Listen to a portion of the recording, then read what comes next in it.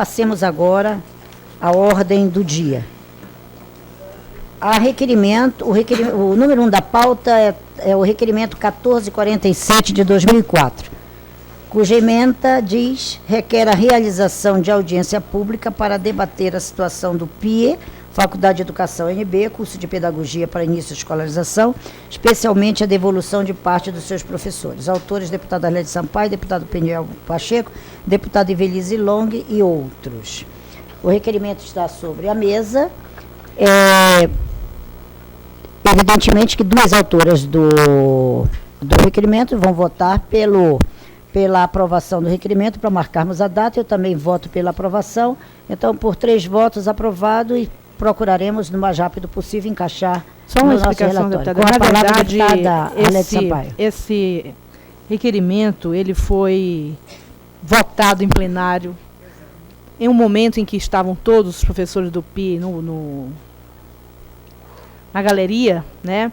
E havia uma discussão sobre essa questão do retorno dos monitores do PI para a Secretaria de Educação. E, portanto, foi nesse momento que nós aprovamos uma moção dirigida à secretária e também essa audiência pública. Eu acho que se trataria da gente reforçar aqui e tentar definir para que essas coisas sejam esclarecidas, inclusive para que, se possível, a gente possa até garantir, né, a continuidade desse convênio com a Universidade de Brasília e garantir a continuidade desses professores. Este é o assunto que eu entendo bem, porque este convênio começou realmente comigo. A deputada Arlete, ali foi feito um convênio para que os últimos normalistas do Distrito Federal, não há mais, que são esses que estão sendo abrigados pela UNB e pelo CEUB. Depois, inclusive, eu quero trazer na próxima reunião, mas esqueci de trazer hoje, dados que também vi que estão equivocados, que já foram anunciados aqui, sobre custos do CEUB e custos do UNB, onde eu quero mostrar que os custos são absolutamente iguais, com pequena vantagem para os custos do CEUB sobre os custos da UNB, diferentemente do que tem sido proclamado. Eu deveria trazer hoje, mas esqueci. Agora, a informação mais importante é que, no caso do Distrito Federal, não há como continuar um projeto que tem um número clauso, um número fechado de pessoas, que eram os últimos normalistas da rede, que deveriam começar em tal ano e terminar em tal ano. Depois não houve mais ingresso de novos normalistas. Então não há como pensar em continuidade de projeto. E agora, talvez uma coisa que não ainda despertou a atenção dos parlamentares é o seguinte: pela primeira vez, o Ministério de Educação no Brasil, em todos os tempos, toma uma iniciativa do mais alto significado, que beneficiará o Brasil inteiro.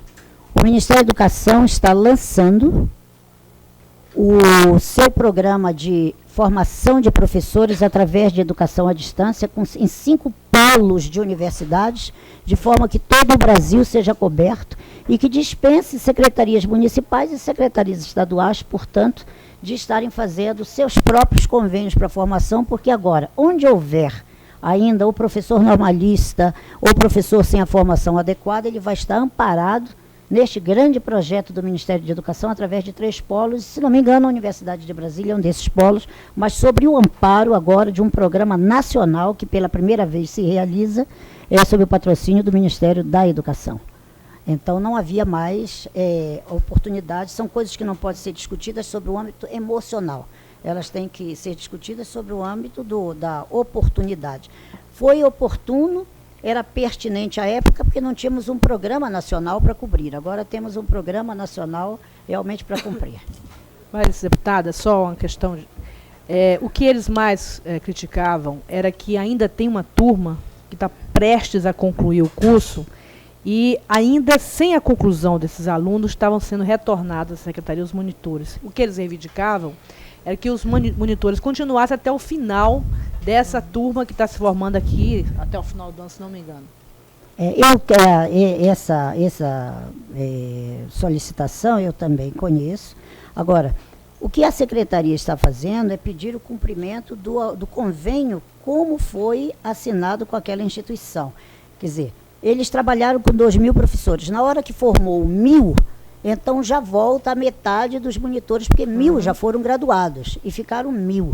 Na verdade é que há um encanto na UNB. Toda vez que nós liberamos professores para a UNB para um projeto, e hoje eles já são quase 200 dentro da UNB, sem ser só no PI, mas em outros projetos, eles vão para aquele projeto e não voltam mais. A UNB, por outro lado, faz questão também de abrigá-los e não deixar que eles voltem por causa da sua escassez de professores, e ela aproveita para o seu projeto de expansão, e fica o sistema quase todos os dias no jornal sendo batido por falta de docentes e alimentando a UNB com docentes. Então, esse é o assunto que a gente pode tomar, e eu acho que numa audiência pública isso se esclarecerá perfeitamente. Isso, exatamente. Acho que essa foi a razão, né, da audiência pública, da gente não ter assim, naquele momento da emoção, estavam todos os professores lá com as colocações deles. Claro. Né? Nós sabemos também, com certeza, que a Secretaria de Educação também tem, né, a explicação correta do que está sendo feito. Então, a gente achou que a audiência pública seria acho que foi questão para esclarecer, para se acabar. Estava parecendo que o governo estaria fechando uma oportunidade, e a gente sabe que não é realmente isso que está acontecendo. Então, assim, acho a audiência pública extremamente oportuna. Nós procuraremos colocar o mais breve possível no nosso calendário. O item 2 da pauta, projeto de lei 638 de 2003, cria o programa de incentivos à realização de mutirões para diagnóstico e cirurgia de catarata, denominado Mutirão Provisão. Esse foi relatado primeiramente pelo deputado Leonardo Prudente, depois redistribuído para a deputada Evelise Long. Com a palavra, a deputada Evelise Long. Pois não. Bem, nós iremos adotar o parecer do relator, o deputado Leonardo Prudente, que diz o seguinte: o relatório submete a exame desta comissão o projeto de lei 638/2013, de autoria do ilustre deputado Pedro Passos, que visa criar o programa de incentivos à realização de mutirões para o diagnóstico e cirurgia de catarata, denominado Mutirão Provisão. O artigo 1º determina a criação de programa de incentivos à realização de mutirões para diagnóstico e cirurgia de catarata, denominado Mutirão Provisão. No artigo 2º, consta que o referido programa tem por objetivo diagnosticar a existência da doença de catarata em pessoas com idade superior a 50 anos, encaminhando-as para a realização da cirurgia corretiva em hospitais conveniados com o Sistema Único de Saúde, SUS. O artigo 3º estabelece a competência da Secretaria de Estado de Saúde de iniciar, organizar, coordenar e incentivar a realização do mutirão Provisão, abrindo a possibilidade para a formalização de parcerias com hospitais particulares e organizações não governamentais. Já o artigo 4º da proposição versa que aos profissionais médicos que participarem voluntariamente das ações do mutirão Provisão será conferido pela Secretaria de Estado de Saúde um diploma de honra ao mérito, como reconhecimento da sociedade do Distrito Federal pelos serviços prestados à saúde dos cidadãos. O mutirão Provisão também deverá ser desenvolvido no mínimo 2 vezes por ano, e a participação no mesmo deverá ser voluntária, segundo os artigos 5º e 6º da proposição. Preocupa-se o autor da proposição com a efetivação do disposto na matéria em análise, inserindo os artigos 8º e 9º, que tratam da sua regulamentação no prazo de 60 dias, e de que a inobservância da lei importará em crime de responsabilidade do titular da Secretaria de Estado de Saúde. Em sua justificação, o digno legislador esclarece que sua proposta busca contribuir para a redução da incidência de catarata nos cidadãos do Distrito Federal, bem como evitar a cegueira causada por essa doença, com a realização de mutirões envolvendo entidades governamentais e não governamentais, no atendimento e encaminhamento para a promoção das cirurgias mencionadas. Não foram apresentadas emendas ao projeto de lei durante o prazo regimental. Voto do relator. Em conformidade com o artigo 69, inciso 1, alíneas A e D do Regimento Interno desta Casa, compete à Comissão de Educação e Saúde analisar e, quando necessário, emitir parecer sobre o mérito das matérias relacionadas à saúde pública e atividades médicas e paramédicas. O projeto de lei do nobre deputado, além de meritório, contribuirá diretamente para a redução da incidência de catarata no Distrito Federal, e que, consoante consta na matéria, poderá ser feito por meio de mutirões envolvendo o GDF e entidades da sociedade civil. Ressalto que o mutirão Provisão deverá contar com a participação voluntária de médicos e cidadãos, ou seja, um trabalho de voluntariado, muito interessante nos dias atuais, porque busca atender aos mais necessitados. No entanto, sem desmerecer a intenção do nobre deputado Pedro Passos, existe a necessidade de adequarmos a redação da propositura às normas vigentes, as quais veda a criação de programas que não estejam previstos nas leis orçamentárias, conforme o artigo 151 da Lei Orgânica do Distrito Federal, que diz que o início de programas ou projetos que não estejam incluídos na lei orçamentária anual, né, não podem ser considerados.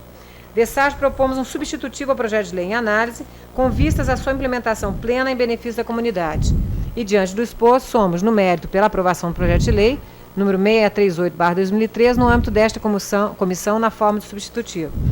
Então, é colocado, em vez de, no artigo 1º, ficar criado, né, e onde é citado o programa de incentivos, fica instituído o mutirão provisão, destinado à realização de mutirões para diagnóstico e realização de cirurgia de catarata em pessoas com idade superior a 50 anos, oriundas de famílias de baixa renda nas unidades hospitalares conveniadas. E o projeto, então, o substitutivo vai adequando a que seja um mutirão e não um programa, para não ferir, então, a legislação vigente. É o que nós teríamos, então, a apresentar aos demais Em discussão? deputados. Deputada Arlete Sampaio. Em primeiro lugar, eu queria dizer que a Secretaria de Saúde do Distrito Federal já realiza, através da coordenação de oftalmologia, o Dr. Benedito é o coordenador, já há bastante tempo ele tem a capacidade de ser um coordenador que é o coordenador independente do governo que se sucedem pela sua competência, de fazer mutirões de catarata. Eu discordo do projeto em 2 pontos, basicamente, né? Primeiro, o mutirão hoje ele é organizado dentro da rede da Fundação Hospitalar e também em entidades, entidades privadas que se dispõem a participar desse programa. No caso do Rotary, por exemplo, ele é uma entidade importante nesse projeto que tem aí. O que determina a necessidade de ter ou não ter um mutirão provisão? É o número de pacientes, é a demanda de pacientes que existam. Então, tem 2 vistos o projeto, ao meu ver. Primeiro, fixar em 2 vezes por ano é uma coisa aleatória, não é? Depende da demanda. Nós podemos fazer 2, 3, 4 ou uma, ou nenhuma, a depender da demanda que existe de realização de cirurgia de catarata. Segundo equívoco, é que ele se prende muito mais em defender, embora eles falam aqui que as cirurgias que se trata serão realizadas em regime de mutirão sem qualquer custo para o cidadão paciente, mas ele não deixa claro se haverá custos para o sistema de saúde. E já no parágrafo seguinte, eles falam, a Secretaria de Saúde poderá afirmar acordo com o convênio de cuidado, né, com vista à implementação de disposto nesse artigo. Significa dizer que não só a rede vai fazer, e aí faz gratuitamente, não é? Como também quer dizer que o SUS vai pagar por essas cirurgias nos hospitais conveniados. Né? Então, eu não sei, há uma duplicidade de intenções no projeto, não está claro isso. Né? Então, eu acho que eu não posso votar favoravelmente ao projeto em função dessas 2 pendências que eu vejo que ainda não estão claramente resolvidas. Ele tira de fora a participação das unidades próprias, né, da Secretaria de Saúde e só remete às unidades conveniadas. Né? Então, não sei qual o objetivo real que está por trás dessa definição. Acho que, como já existe hoje, está muito bem, não é? Sem precisar de você regulamentar através de uma lei que só cria mais dificuldades do que o projeto administrativo, o processo administrativo que já corre hoje no Distrito Federal. Bem, no artigo 2º, é colocado, né, de que compete à Secretaria de Saúde organizar, coordenar, incentivar e definir os critérios para a realização do mutirão. Quer dizer, compete à Secretaria definir quais seriam, né, qual seria o formato, né, desse mutirão. Tá? E que ele seria desenvolvido no mínimo 2 vezes, né, a critério da Secretaria, obviamente em função da oferta, né, que fosse o da demanda, né, existente. Talvez esse eu entendi também a colocação da deputada Arlete.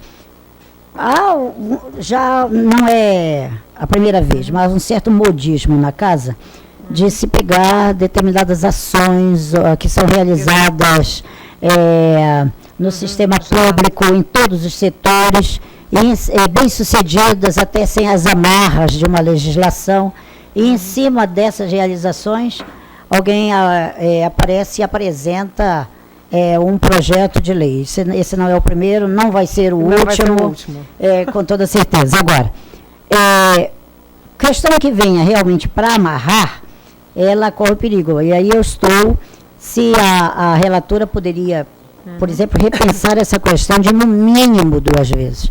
Quer dizer, no mínimo 2 anos, porque a deputada expôs muito bem, vai depender de delay. A época em que, se naquele ano não houver, até não tem um problema, porque já foi, ao mesmo tempo, houve uma grande campanha da Rotary ou de alguma outra instituição e já não precisa realmente fazer. E se há uma lei amarrando que, no mínimo, há toda uma infraestrutura que tem que ser assegurada por trás, porque nada disso é gratuito, e estaria com toda essa infraestrutura aí para... Esse artigo 4º poderia ser suprimido, não teria nada contrário a isso, com as argumentações colocadas pela deputada Arlete.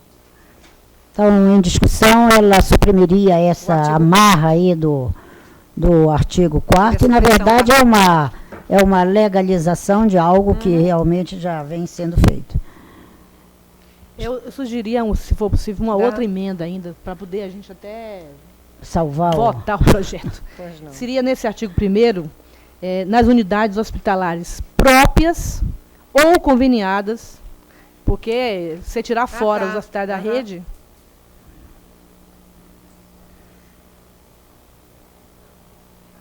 Com certeza.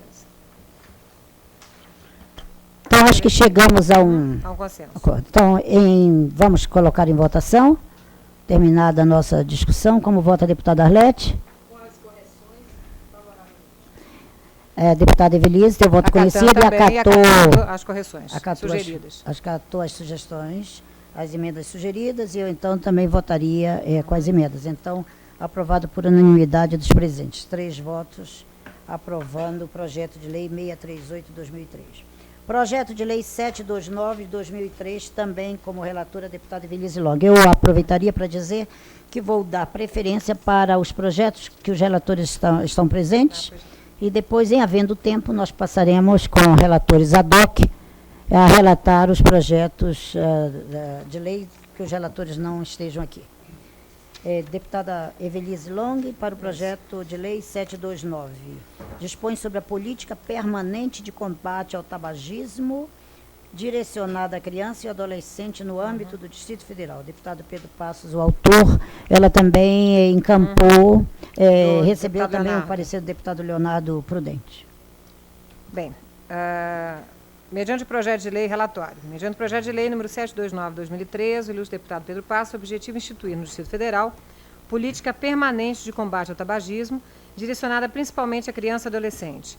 A política de que trata a proposição terá como finalidade a execução de ações antitabagismo, visando a divulgação e consequente conscientização dos malefícios causados pelo fumo e seus derivados. O projeto de lei também estabelece que a política de combate permanente ao tabagismo será implementada com o intuito de treinar e preparar profissionais para ações antitabagismo, executar ações em escolas públicas e privadas, clubes, instituições, orfanatos, eventos sociais e esportivos, efetuar campanha permanente e agressiva sobre os malefícios do fumo, direcionada às crianças e adolescentes. Também determina que o Poder Executivo, por meio das Secretarias de Saúde, Educação e Ação Social, constituirá a comissão responsável pela elaboração, coordenação e implementação da política, bem como autoriza firmar convênios com entidades ou organizações não governamentais. Não forem apresentadas emendas no prazo regimental, é o relatório. Voto do relator. O regimento interno desta Casa, em seu artigo 69, estabelece como competência desta comissão analisar, quando necessário, mérito sobre matéria o mérito das seguintes matérias, como é o caso da que estamos tratando agora. O projeto do ilustre deputado mostra-se uma iniciativa louvável no que concerne a diminuição do número de fumantes no Distrito Federal e na conscientização dos males que o fumo causa.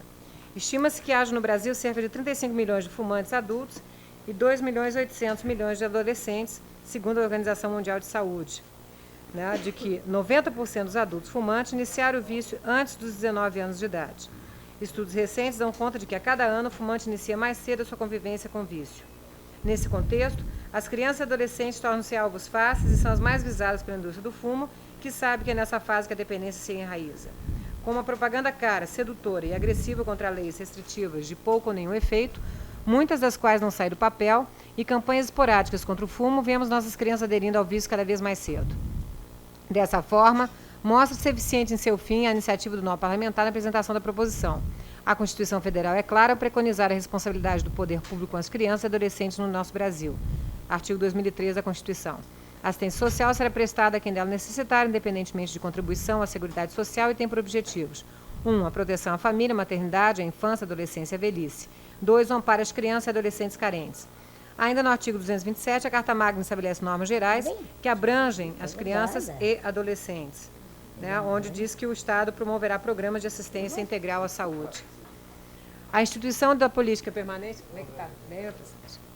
A instituição da política permanente de combate ao tabagismo, direcionada às crianças e adolescentes, conscientizando-as sobre os malefícios causados pelo fumo, ajudará a salvar milhares de pessoas que certamente, futuramente, poderiam morrer ou contrair graves doenças, vitimadas pelo uso do fumo e seus derivados. Considerando que o projeto de lei era analisado de grande relevância social, além de propiciar efetivo ganho na qualidade de vida de uma população jovem que precisa ser resgatada, somos pela aprovação do projeto de lei número 729/2003. Sendo que nós acompanhamos, né, o parecer do deputado Leonardo Prudente, que era o relator dessa matéria, até porque eu já tive problemas bastante duros na família por conta do tabagismo, então é uma coisa que, né, se nós pudermos evitar, claro, né, deveríamos sempre buscar. É o parecer. Em discussão? Não havendo, como vota a deputada Arlete? Com a relatora. Deputada, a relatora tem um voto conhecido, eu também voto com a relatora, aprovado por 3 votos, à unanimidade, pois, dos presentes. Nós passaremos agora ao item 7 da pauta, que tem como relatora a deputada Arlete Sampaio, projeto de lei 1095 de 2004. Dispõe sobre o peso máximo tolerável de material escolar transportado diariamente por alunos do pré-escolar e do ensino fundamental da rede escolar pública e privada do Distrito Federal e da outras providências. Autor, deputado Chico Leite, relatora, deputada Arlete Sampaio.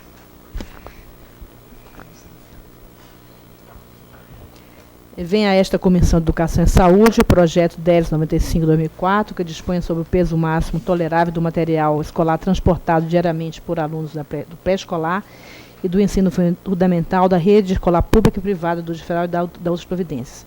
A proposta estabelece o peso máximo total do material transportado pelas crianças do pré-escolar em 5% do peso máximo da criança e do ensino fundamental em 10%.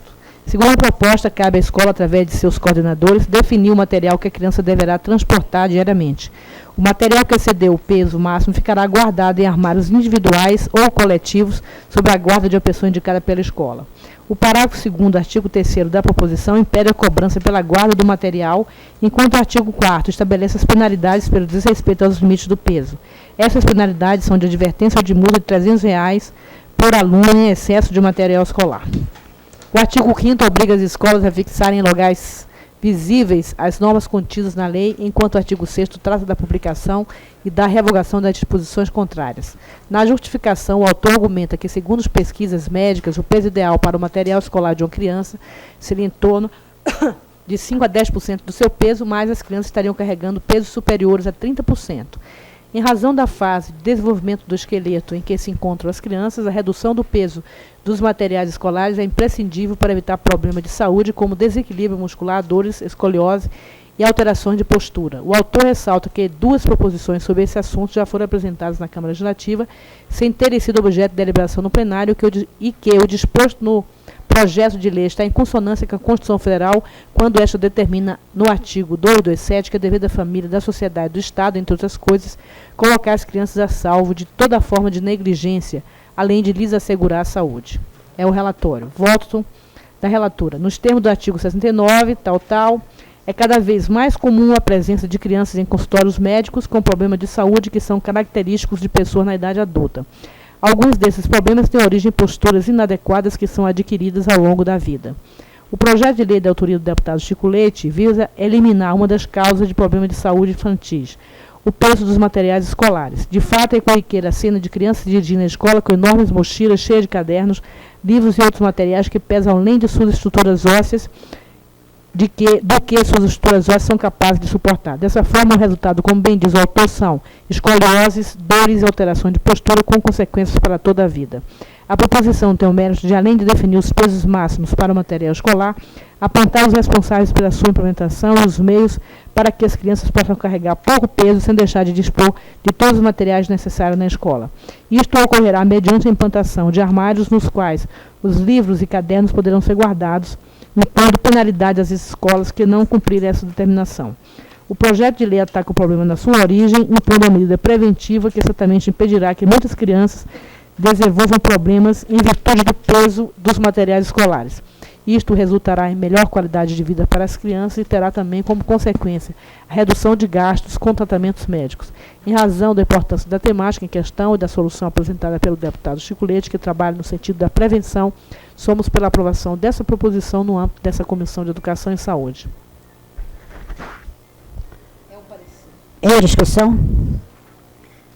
Eu queria discuti-lo para dar uma pequena colaboração no sentido de aperfeiçoar e de não poder dar algum curto-circuito lá na frente e por gerar despesas, ele realmente voltar ou não ser,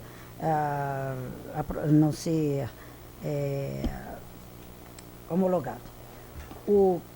Eu acho que o deputado Chico Leite aborda aqui um problema da mais alta relevância. Isso não há absolutamente o que se questionar. Dá pena ver as crianças nesta fase de idade, e já mesmo, como bem ele diz, a partir do pré-escolar, carregando verdadeiras as bagagens, muitas vezes superiores ao peso da própria criança. E é uma pena que isso realmente aconteça. Por outro lado, a minha observação, no sentido de que um projeto tão interessante não viesse a ser lá na frente estancado, eu queria voltar ao artigo 3º, parágrafo 1º, quando trata da obrigatoriedade dos armários coletivos. O problema dos armários é um problema que tem dado certo em países desenvolvidos, onde a criança fica na escola o dia inteiro, porque uma parte do horário da criança já é a parte em que ela mesma faz. Não existe essa figura que no Brasil nós chamamos de dever de casa. Nos países onde a criança fica na escola em tempo integral, não existe essa prática do dever de casa. Porque as horas do dever de casa, elas já são usadas na própria escola. Então, ele sai para casa sem levar ali nenhuma tarefa escolar. Então, todo o seu material fica ali na escola. Em alguns países, o armário é o próprio tampo da carteira. Quer dizer, porque como não há um outro aluno, a escola é de tempo integral, então esta é a carteira da Ivelise. Então, no outro dia, é a carteira da Ivelise, então ela destampa e ali está todo o seu material. Em outras escolas, em alguns países, há os armários na própria sala, onde ali eles ficam realmente guardados, como também os livros mais usados fazem espécie de bibliotecas de classe e tudo mais. Mas o problema brasileiro é um problema bem diferente. A escola, o espaço físico é superutilizado. De manhã é um grupo de crianças, à tarde outro grupo de crianças, e muitas vezes essas escolas, à noite, ainda recebem um outro tipo de alunado, que até o adulto, que na maioria das vezes, embora se procure evitar isso, até deixa estragado o material para as crianças, também não se adapta e tudo mais. E o ideal seria o dia que nós chegarmos, e quando eu vejo plataformas de governos municipais, governos estaduais, dizendo que vão implantar a escola de tempo integral, eu já digo assim, esse já não merece crédito, já deixo para o lado. Por quê? Nenhum país que não implante uma política de planejamento familiar chega à escola integral, do tempo integral. Aí nós vamos ver, por exemplo, onde é que faltam salas de aula no Brasil? Praticamente no Nordeste brasileiro, onde a taxa de natalidade é maior, onde continuam ainda aquelas famílias com 7, 8 filhos e realmente tudo mais. Então, aqui o problema no Brasil é o problema de falta de escolas mesmo. Por exemplo, aqui no Distrito Federal, que praticamente temos todas na escola. Mas se você dissesse, vamos ter a escola em tempo integral, nós teríamos que duplicar o número de escolas para poder manter essas crianças em tempo integral, duplicar o número de professores. E aí entra todo um problema orçamentário financeiro, que nós já sabemos que seria o irreal. Então, se o verbo no parágrafo 1º, no caso dos armários coletivos, onde dizer, caberá à escola, o material exceder o máximo, se deverá ficar guardado em armários fechados. Eu acho que esse deverá poderia se transformar em poderá ficar guardados em armários, porque a criança pode vir para a escola cada dia somente com o material daquele dia. É uma opção. Então, tirar o deverá pelo poderá. Agora, o que não pode é se fazer com que a criança venha, seja obrigada a ir para a escola com o material, e aí nós não vamos estropiar o pensamento central do projeto de lei, que é exatamente, não é o armário. O fulcro do projeto de lei é não permitir que a criança ande carregando uma mochila ou pasta ou outro tipo de outra forma de carregar, que venha com este peso desaconselhável realmente para a criança transportar. E então, mas a obrigatoriedade de construir armários já geraria, eu estou querendo evitar que, pelo menos no caso da escola pública, lá na frente seja essa a razão para se alegar que o projeto não seja aprovado e a gente deixe de aprovar uma tese que é da maior relevância, que é a tese do carregar este peso desproporcional para a criança. Então, eu pediria à relatora se ela poderia encontrar essa forma de adequar para que esse problema não viesse ser um entrave lá na frente para a aprovação de um projeto altamente meritório. Presidente, eu gostaria até de fazer uma proposta até mais ampla. Eu gostaria que a gente não votasse hoje esse relatório, não só para fazer essa correção, porque eu achei que faltou aqui, da minha parte, e agora eu atentei para isso, uma emenda aditiva que colocasse que, antes de qualquer medida, é o trabalho educativo, para que as crianças já restringam, por sua própria conta, esse material. Então, eu gostaria de pedir para estar na próxima sessão e eu refaria o meu parecer. Então, retirado de pauta, a pedido da relatora. Passemos ao item 11 da pauta, também relatora a deputada Arlete Sampaio, projeto do deputado Pedro Passos, que dispõe sobre a obrigatoriedade de publicação de mensagens educativas sobre os males e os riscos do tabaco e do álcool em cadernos e livros escolares no âmbito do Distrito Federal. Difícil de... Desculpa um pouquinho o tumulto, é para eu não ter um problema de coluna. Aliás, essa também aqui, aí não pode chegar para falar, que ela cai. Nós estamos falando sobre... Eu vou ter um problema de coluna. Pronto, agora melhorou. Agora melhorou porque o pé está encostando no chão. Problema da... Bem, então, de iniciativa do deputado Pedro Passos, a proposição em comento torna obrigatória a publicação de mensagens educativas nos cadernos e livros escolares sobre os males provocados pelo uso do tabaco e do álcool. De acordo com o projeto de lei, a obrigação de inserir as mensagens é das editoras gráficas e demais empresas dedicadas à edição e impressão de material didático, cabendo ao Poder Executivo regulamentar no prazo de 90 dias a forma como essa determinação legal será cumprida. O autor justifica a apresentação da propositura ao afirmar que é necessário publicidade pedagógica para contrabalançar os efeitos da publicidade mercadológica tão eficiente no seu objetivo de defender fumo e álcool aos jovens. Finaliza o nobre deputado afirmando que a Constituição Federal, no artigo 227, incumbiu o poder público de colocar a criança e adolescente a salvo de toda negligência, discriminação, exploração, violência, crueldade e opressão, sendo esse também o objetivo de seu projeto de lei. Não foram apresentadas emendas durante o prazo regimental. É o voto da relatora. Nos termos do artigo 69, inciso 1, na linha B do regimento interno, compete a essa comissão analisar e, quando necessário, emitir parecer de mérito, dentre as outras matérias sobre saúde pública e ação preventiva em geral. É o caso da proposição em comento. Segundo o Banco Mundial, existem no mundo 1,1 bilhão de fumantes, tendo a maior parte destes começando a fumar durante a juventude. Da mesma forma, é na juventude que a maioria dos dependentes de bebida alcoólica toma os seus primeiros goles. Isto é preocupante, pois pesquisas da OMS têm mostrado que quem começa a fumar na adolescência tem mais dificuldade de largar o cigarro do que aquele que o fez depois de adulto. A dependência tanto do tabaco quanto do álcool tem múltiplas causas que a ciência procura explicar, mas a sociedade vem se conscientizando cada vez mais de que não é possível buscar apenas que os fumantes parem de fumar ou que o vício do álcool seja controlado. É preciso trabalhar para que os jovens não deem a primeira tragada nem o primeiro gole. Na busca desse objetivo, o principal instrumento das políticas públicas tem sido a criação de uma legislação restritiva ao uso, à comercialização e à propaganda de cigarros e de bebidas alcoólicas.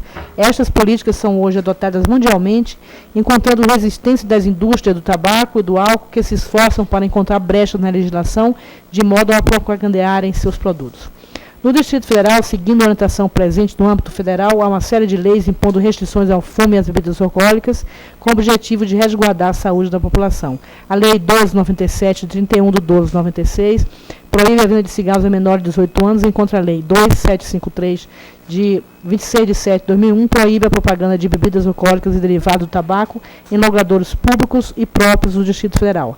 Essa mesma lei obriga a veiculação dos logradouros públicos de publicidade sobre os riscos e malefícios do tabaco e do álcool. A proposição do deputado Pedro Passos vem somar-se a este arcabouço legal com o mérito de levar informação sobre os riscos dessas drogas lícitas para os materiais escolares de uso pessoal dos jovens. Afinal, são eles os mais bombardeados pela propaganda desses produtos. Contra essa corrente, é preciso utilizar o instrumento da informação, fazendo-a chegar o mais rapidamente e próximo possível deste público. Consideramos que a forma mais simples de fazer isso é instituída pela proposição em tela. Em razão do exposto da relevância social do projeto, somos pela sua aprovação no âmbito dessa comissão.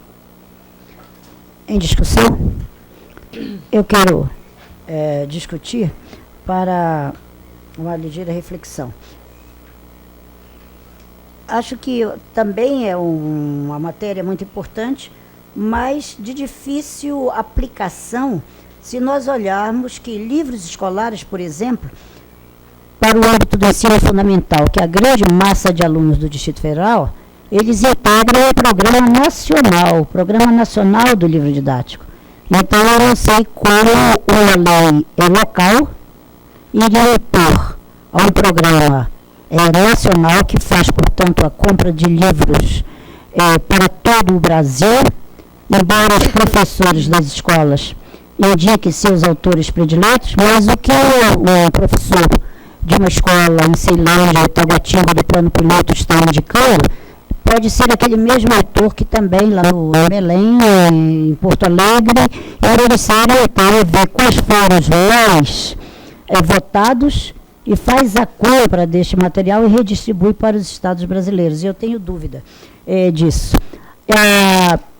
Quanto a cadernos, também as fábricas de cadernos não estão no Distrito Federal, os cadernos chegam realmente de fora.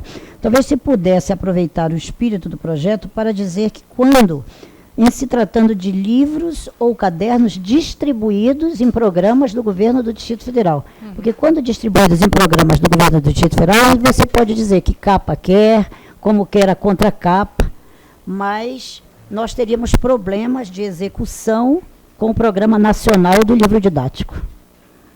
Seria uma observação. Eu acho que a lei, eu realmente não conheci o projeto, mas ele pode se aplicar quando se tratar de material adquirido e distribuído pelo governo local. Eu estou de acordo com a sua observação da deputada Euridice Brito, e me proponho a fazer uma emenda nesse artigo 1º, para deixar claro que são os materiais de distribuição do governo do Distrito Federal. E aí nós corrigimos esse impasse para que o projeto possa ter continuidade. Também refaço o relatório nesse sentido para que nós possamos apreciá-lo na próxima reunião. Aceita, portanto, a sugestão. Vamos escolher os votos. Como vota a deputada Evelise? Com a relatora, com as sugestões colocadas pela nossa presidente. Deputada Arlete Sampaio, relatora, acolhendo as emendas, e eu também voto favoravelmente, aprovado por 3 votos, portanto, unanimidade dos presentes. A deputada Evelise Long, para relatar os projetos 13 e 14, como são projetos de minha autoria, eu peço que a deputada Arlete Sampaio presida, então, Com a palavra a relatora, item 13, projeto de lei 1182/2004.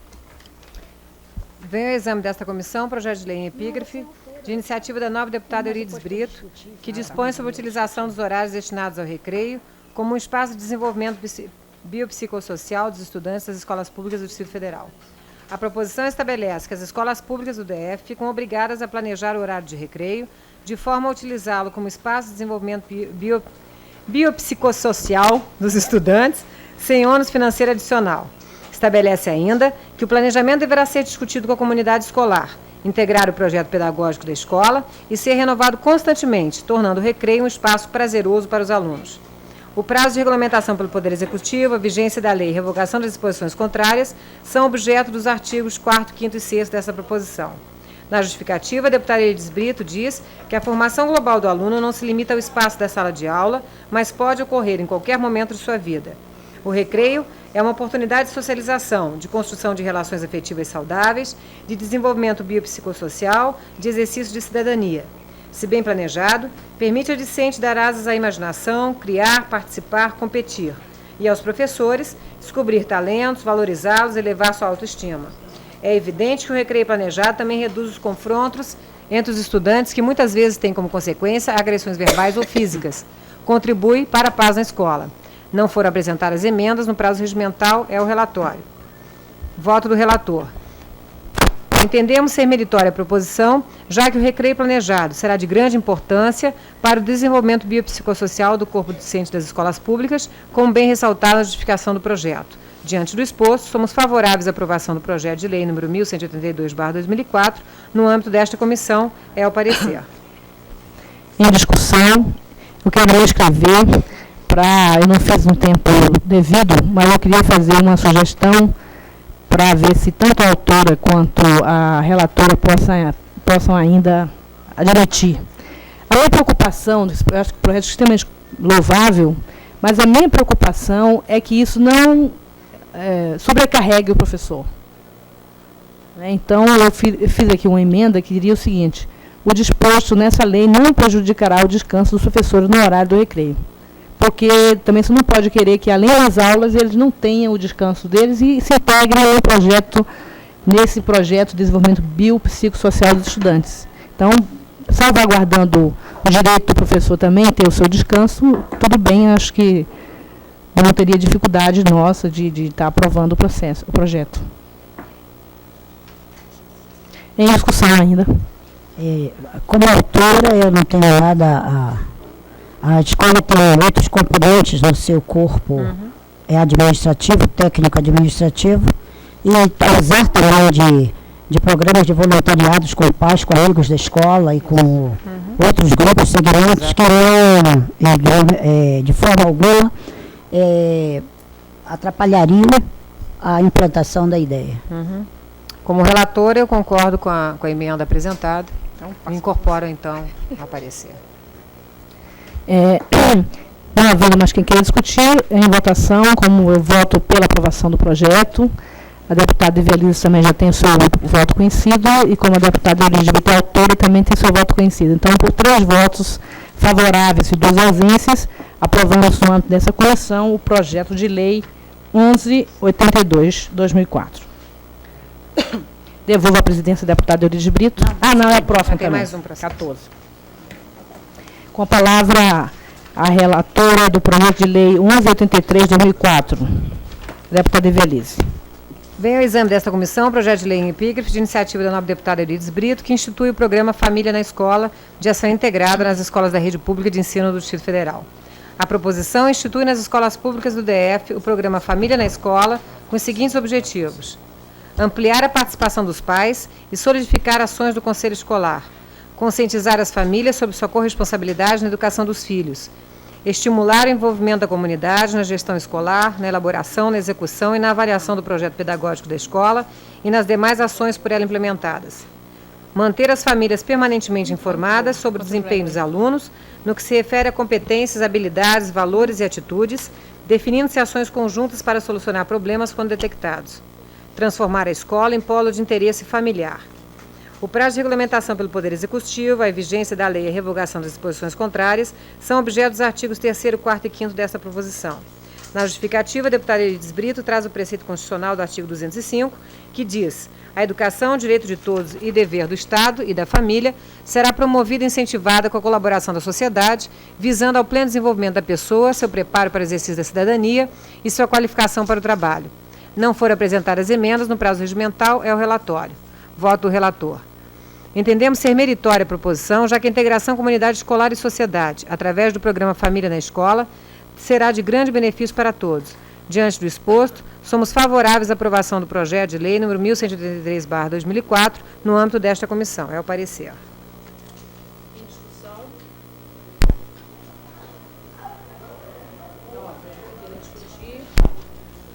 Em discussão, não havendo quem queira discutir, submeto à votação. A deputada Evelice tem seu voto conhecido, também voto com o parecer. A deputada Eurídice Brito é autora, portanto, aprova o seu próprio projeto. Nesse sentido, com 3 votos favoráveis, 2 ausências, aprovamos no âmbito dessa comissão o parecer da deputada Evelice, consequentemente o projeto de lei 1183/2004. Devolvo a presidência da deputada Eurídice Brito. Bom, eu para descansar, já que a deputada relatará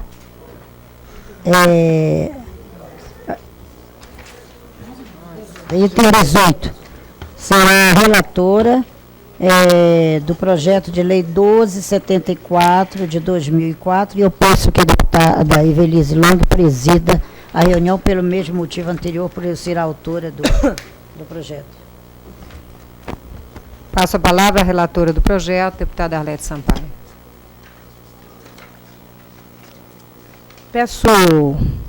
Não, eu vou pedir à senhora presidente para ir direto ao voto. Acatado. Nos termos do artigo 69, inciso 1, a linha B do regimento interno, compete esta comissão analisar e, quando necessário, emitir parecer de mérito, dentre outras matérias sobre educação pública e privada, inclusive creches e pré-escolas. É o caso da proposição em comento. É meritória a iniciativa da deputada Eurídice Brito tornar obrigatório o atendimento psicopedagógico para alunos com necessidades educacionais especiais. De fato, segundo a orientação dominante hoje no mundo, as crianças com dificuldade de aprendizagem, hiperativas ou com altas habilidades devem ser atendidas no sistema comum de educação. Adotando essa postura, o sistema de educação do Distrito Federal abandona práticas segregacionistas que não contribuem para um processo democrático de educação.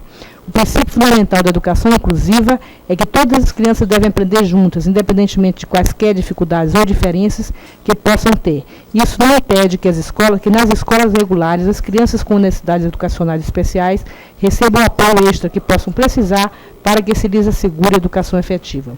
Ressalte-se que a Lei Orgânica do Distrito Federal, no artigo 232, parágrafo 2º, determina, em relação ao atendimento aos portadores de necessidades educacionais especiais, que os serviços educacionais referidos no caput desse artigo serão preferencialmente administrados na rede regular de ensino, resguardadas as necessidades de acompanhamento e adaptação e garantindo os materiais e equipamentos adequados. Dessa forma, a proposição da nobre deputada está em consonância tanto com a legislação quanto com o pensamento pedagógico no que diz respeito à educação de alunos com necessidades educacionais especiais. Há, no entanto, mudanças que apresentamos à proposição no intuito de aperfeiçoá-la. A primeira modifica o artigo 1º do projeto de lei, retirando a citação expressa às gerências regionais de ensino para evitar conflitos de competência. Fazemos isso também por considerar que o apoio psicopedagógico de que trata a proposição deve acontecer na escola e não na gerência regional de ensino, como pode dar a entender a redação original. Por meio de uma segunda emenda, propomos a modificação do artigo 2º da proposição, com o intuito de dar-lhe uma melhor redação sem alterar o sentido. Em razão do exposto, somos pela aprovação do projeto de lei 274/2004, com as emendas propostas no âmbito dessa comissão. As emendas são as seguintes. Artigo 1º. É obrigatória a oferta de apoio psicopedagógico nas escolas aos alunos com necessidades educacionais especiais, atendidas por meio de educação inclusiva na rede pública do Distrito Federal. Então, em vez de pelas gerências regionais, seria explicitado nas escolas aos alunos. A segunda emenda artigo 2º. O objetivo do atendimento psicopedagógico é atuar na solução de problemas que estejam interferindo no processo de aprendizagem aos alunos. São essas propostas no sentido de aperfeiçoar, e esse é o relatório. Tem discussão? Exato, com certeza. Bem, não havendo discussão e votação, já é conhecido o voto da conselheira relatora, da deputada relatora e também da deputada Eurides, que é autora do projeto, e eu acompanho com as emendas apresentadas. Devolvo a presidência. Anuncio o resultado. Sim.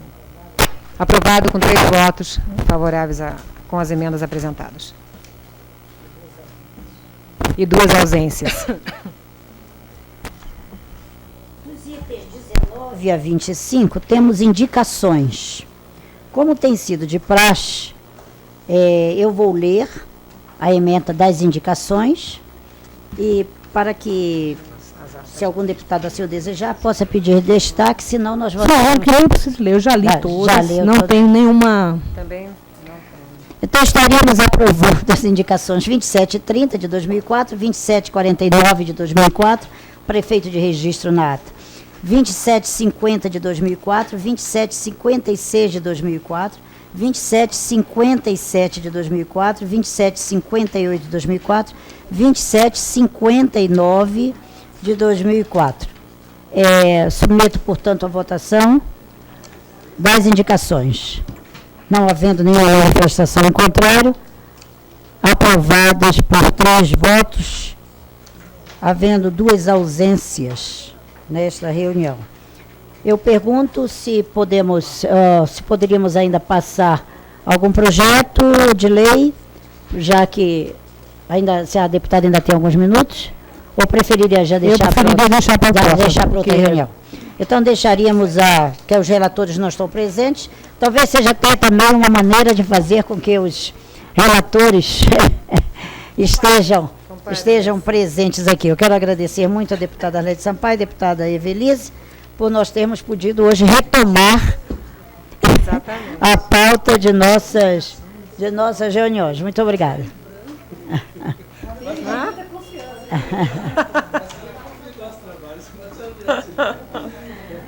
Confiar, né?